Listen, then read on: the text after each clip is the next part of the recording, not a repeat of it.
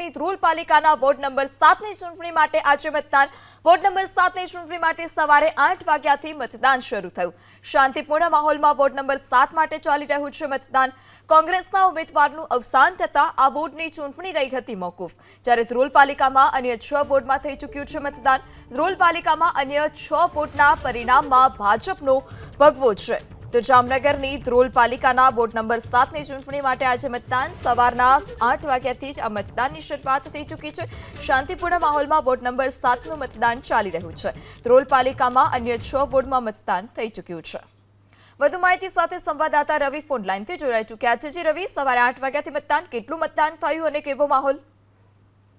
બિલકુલ, ધ્રોલ નગરપાલિકાની ચૂંટણી છે તે પણ તાજેતરમાં જે નગરપાલિકાની ચૂંટણીઓ યોજાઈ તેમાં યોજાઈ હતી, પરંતુ જ્યારે પ્રચારનો સમય ચાલી રહ્યો હતો ત્યારે વોર્ડ નંબર 7ના કોંગ્રેસના એક ઉમેદવારનું છે તે અવસાન થતા માત્ર આ વોર્ડ નંબર 7ની ચૂંટણી છે તે મોકૂફ રાખવામાં આવી હતી।